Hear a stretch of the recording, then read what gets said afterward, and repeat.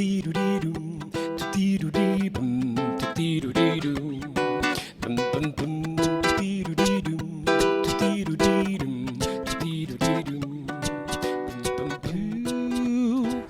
to Out of the Hills.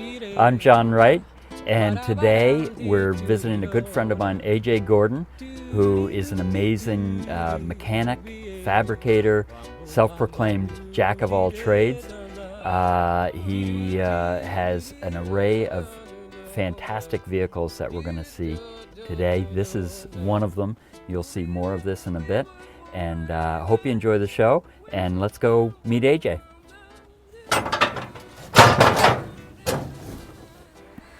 All right, here we are. AJ, tell me a little bit about this beast. This thing is just a masterpiece. This is one of my dreams. Where did you find this thing? I found this, the truck itself, in Ludlow 10 years ago.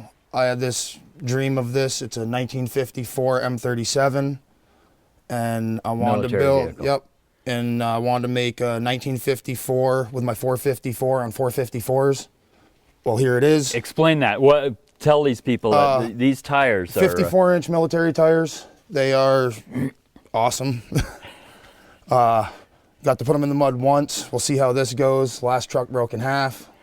This shouldn't happen this time. I got this one built pretty well. You got it hammered out. It's still possible to break, but I'll find the weak points on the first mud spot, you know?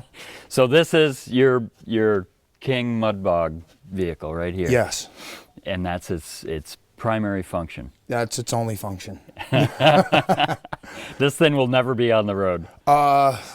It could be if I lowered the bumpers and stuff, because there's bumper height. But no, I got 2.5-ton Rockwell axles made to go in the mud, and that's all it's going to be for. I mean, for me, this could be a great manure spreading rig. Oh, you know? yeah. Put a manure spreader on the back and pull anything you want. Yeah, absolutely. It's made for it. They're made to be in deuce-and-a-half trucks. So tell me a little bit about your history. There's a long line of Gordons in this community. Where do you fit into the family tree? The outside. Your dad is Steve Gordon. Yep. Mom's Donna. Dad always wrenched as a kid. The shoe barn a long time ago was actually a Texaco station. Bill Gordon's Texaco. My grandfather owned that, Yeah. so Dad always was into cars and stuff. When we lived at the Trout Club, actually before the Trout Club, we built a Jeep in the barn out there, and him and all his buddies had those, so I started working on stuff there. When we were at the Trout Club, Mom got her 68 Camaro. We started working on that. One of my first cars was a 1970 Nova. That was my high school car, you know, so it started there, had mud trucks, all that good stuff, all the way up through. And it's just been kind of fun and a passion, you know. And then I have a mud pit behind my house. Yeah. Why wouldn't we have a mud truck? And, you know. That's great. Well, we're going to come back to this beast, but I want to wander around a little bit and see, how would you describe yourself? Are you a mechanic, jack of all trades? I mean, Jack of all trades, master of none, that's for sure, you know. but obviously a great mechanic. Yeah, I mean, know. you don't take on a project like this without... No, this is something you do for yourself. So, yeah, this is a fun project. Do you do a lot of wrenching for other people? Yeah, I do. I got tools, everything in the shop. I mean, it looks like you got a few projects around here. Yeah. Are these all yours, or are they? No, there's a couple that belong to other people, and Yeah. things I'm working on for them, and rigs that are broke that I bought, put parts in them and sell them, you know. Everything here has a specific... Oh yeah, there's a spot and a purpose for everything in this yard. Even that motorboat over there. Even the boat. The only thing, I got a scrap pile around the corner, and that's the only thing that is not good. Everything else is good. Just like on the farm, everything's good. Yeah, you got it. Let's take a little walk. I want to, now you and your dad have taken care of the plaza for years. Yeah. Plowed all the snow, done all the maintenance down there. Tell me about this piece here. This is... And actually the inspiration for the mural was several castles in Scotland. There was Forda Castle, which was, I think, one of the main inspirations, then Crathy's Castle, which was another castle where they had very historic prints. So all of the images are historic that I painted in this mural, but they're kind of arranged through my artistic license to really make each piece strong, but also to have a story.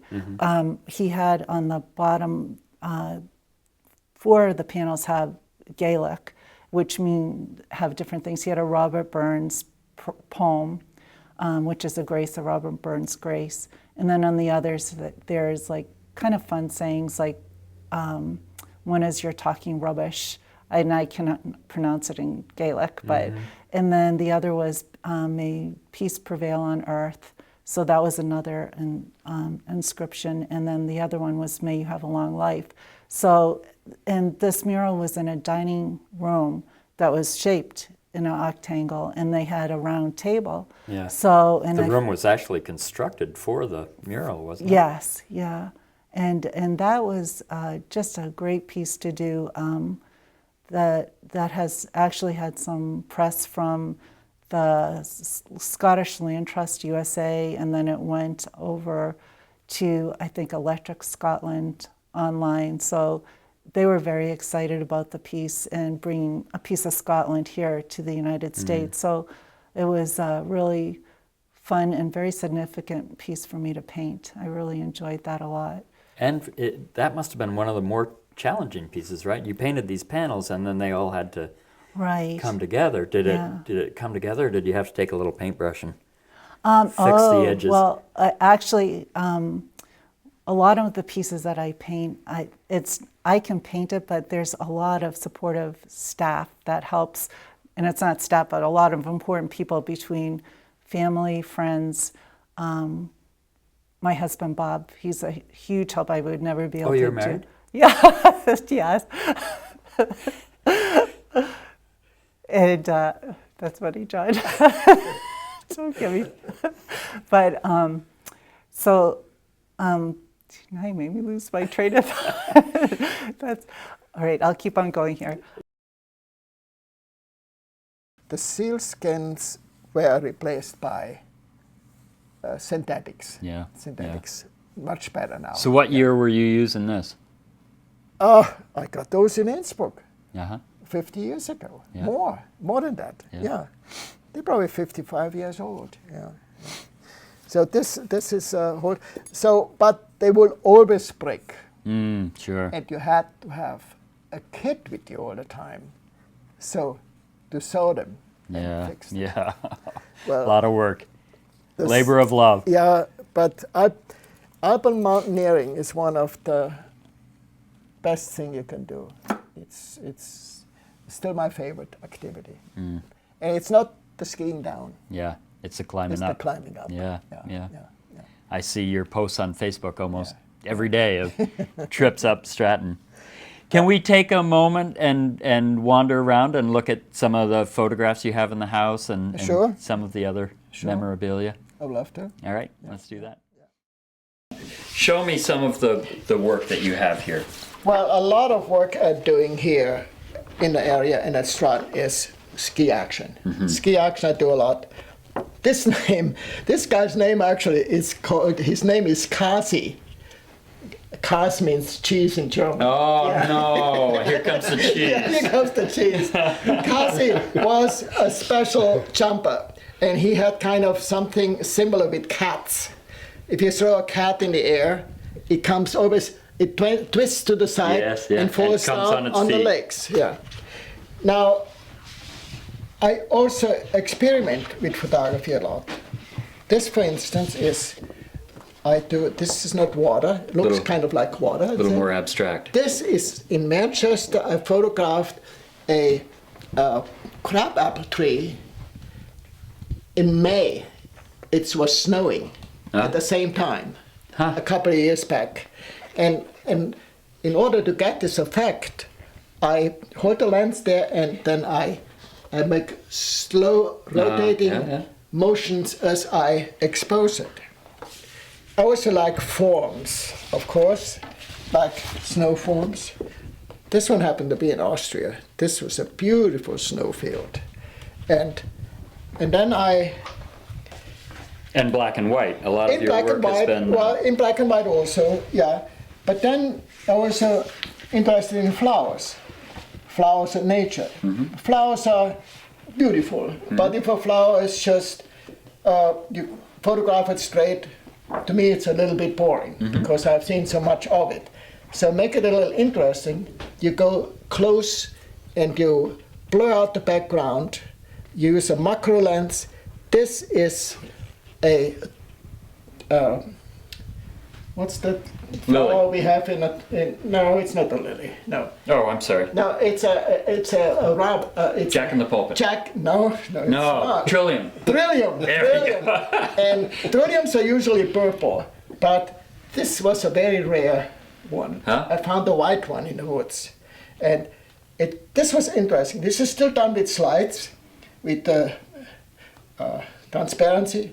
And I had the last frame in the camera. This was the last frame, and I just And got you it caught it. right. I That just was- love it because it keeps you looking at it to try to find what is it, and Yes, at the same time, it's pleasant to your eye. It looks a little bit like a Georgia O'Keeffe painting. And here we have so much of it, the black-eyed Susan, but not always with diamonds on it. Yeah. Those are with diamonds least, and unfortunately, those diamonds are not forever.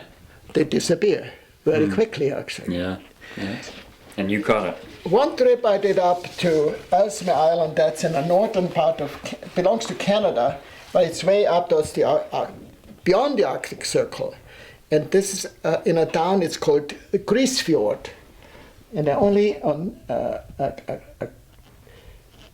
patch of land as big as Texas, has only 100 people living Oh, in it. wow. Yeah. This is Larry with his dogs. In a, as you see, he has the Greenland technique where every dog is on a separate leash, on a separate line.